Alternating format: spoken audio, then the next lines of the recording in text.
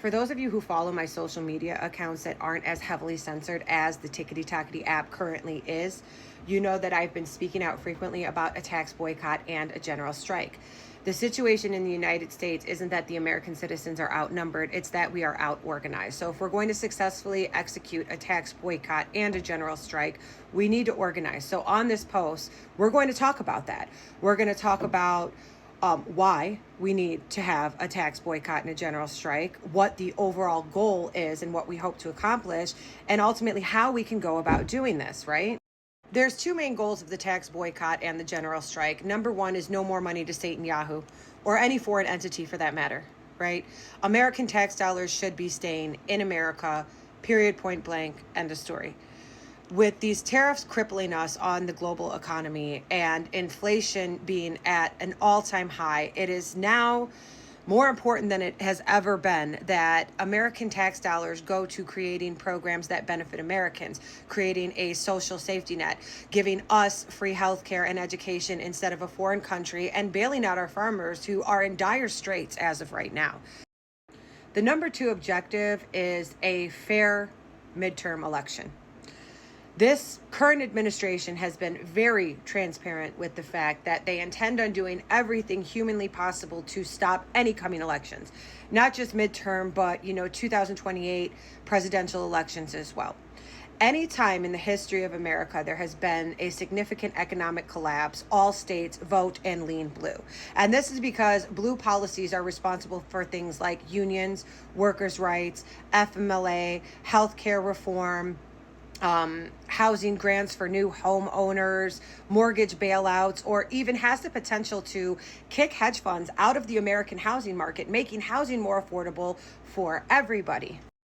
This is something that we are going to desperately need as Americans. We are going to need Democratic representatives or even socialist-leaning politicians who aren't taking AIPAC money or letting corporations lobby them and run their campaigns so that they can introduce legislation into Congress and Senate that will make sure American tax dollars are working for the United States of America.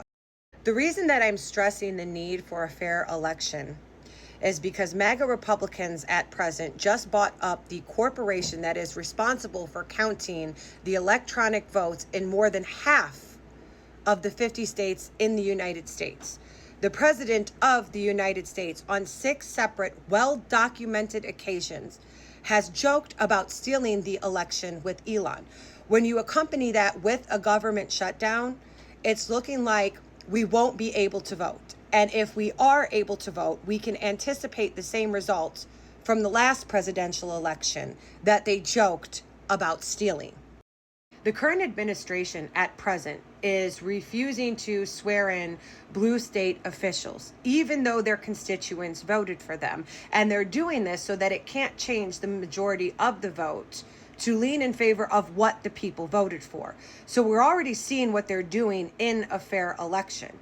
A legal resistance is the only way that Americans have the ability to fight back without actually having to fight. We don't have the same social safety nets that countries like Italy, Greece, or France do, where we can participate in these large demonstrations, where we do a complete shutdown and we stop working.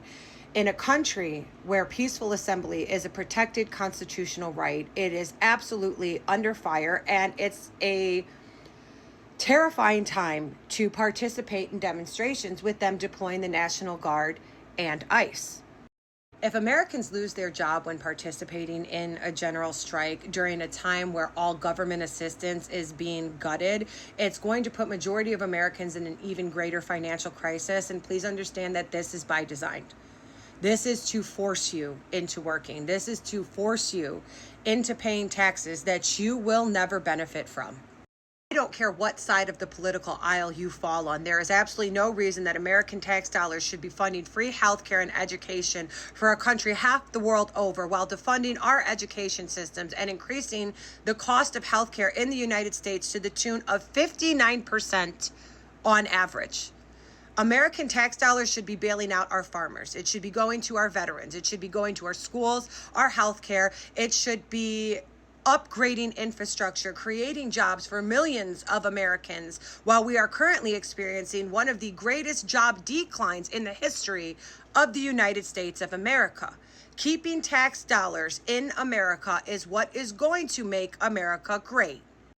I am going to keep reiterating this point because it's important. It does not matter if you are a Democrat or if you are a Republican. Right now, we are focusing on being an American. And America is leaning towards becoming a surveillance state ran by a foreign entity that hates Americans and Christianity and uses American tax dollars to fund a genocide against Muslims. Again, I need to remind you, as Americans, this country was founded on the idea of taxation with representation and freedom from religious persecution, all of which are not going to happen anymore. Now, the first step in fighting back legally is going to be the tax boycott, because as I said, this does not require any physical in-person resistance. It doesn't pose any threat to your person. It is just a tax resistance. Step one is filing exempt on your W-4. You can do this through your employer at any time. Contact your HR department, tell them you want to update your W-4 and file exempt. Step two in the tax boycott is going to be that come March, you are going to file an extension on filing your taxes. This means that your filing date goes from being April 15th until October. If we don't see any trending changes in the election or American tax dollars bleeding out to foreign entities, then we are simply not going to file or pay taxes ever again. Step three is the most important.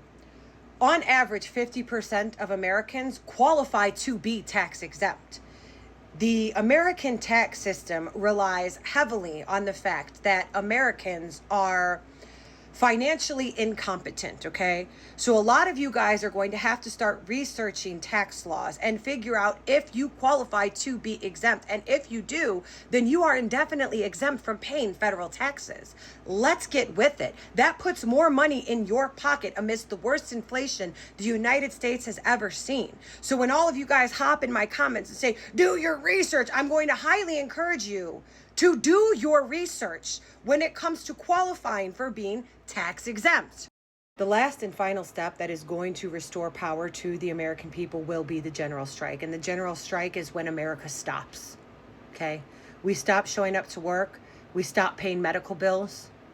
We stop shopping for anything other than the bare minimum essentials. We stop paying taxes. We stop traveling. We stop going out to eat. We stop participating in any type of entertainment. We stop watching the news. We stop spending our money with corporations that are lobbying and buying campaigns and politicians. You just have to stop. And for those of you who I know are inevitably going to hop in my comments, well, I can't do that. I might lose money. I'm gonna lose my job. I might lose my home. I might lose. You've lost enough. We've lost. Do you guys understand that? We've lost our freedom of speech. We've lost our freedom of press. We've lost our freedom of peaceful assembly. We've lost checks and balances in the government. We've lost taxation with representation. And they're coming for your constitutional right to bear arms and freedom from religious persecution. How much more do you need to lose before you cut your losses? Let me paint this picture for you right now. Inflation is up on average across the board at 29%. Utility bills are increasing on average to the tune of 139%. The average base model new car now starts at $50,000. The average home in the United States of America starts at $250,000, while the average income of an American citizen still sits at $55,000, where it's been since the 90s, of which the average American is taxed at a rate of 27%. California has declared a state of emergency because their farms are collapsing. They are responsible for 70% of the agriculture that hits American shelves. You are not going to have access to fruits and vegetables in the coming days, and the ones that you can access are not going to be affordable. Soybean farmers in the United States lost their export business to Argentina, who our president just gave a $40 billion farm bailout to. Cattle ranchers in the United States lost their beef export to Australia due to the tariffs that our president imposed on majority of Asian countries. California agriculture is rotting on the vines due to the ICE raids of the migrant workers. Farms all across the United States are losing migrant workers who aren't showing up for fear of ICE raids, or ICE is showing up and raiding their migrant workers. Farms are collapsing across the United States of America. And while this is happening, J.D. Vance, Palantir, and Oracle are purchasing up farmland in droves at a discount price in the United States so they can build AI facilities that are going to take away even more American jobs. If you're not participating in the general strike because you're afraid of losing your job or not being able to put food on the table, understand that that reality is inevitable if you don't participate. A national food shortage is coming, okay? We aren't exporting food, we aren't growing food, and any food we import is going to have a tariff on it, making it subsequently unaffordable for a majority of Americans. We can go back to being Democrats and Republicans who argue what pulls priority for our tax dollars to go to once we've stopped the bleeding of our tax dollars, once we've restored our constitutional freedoms and checks and balances to the government. Right now, every last person needs to just be a fucking American. And being an American means that you believe in your constitutional freedoms, that you believe in taxation with representation, and that you don't bend the knee to a king or a wannabe tyrant.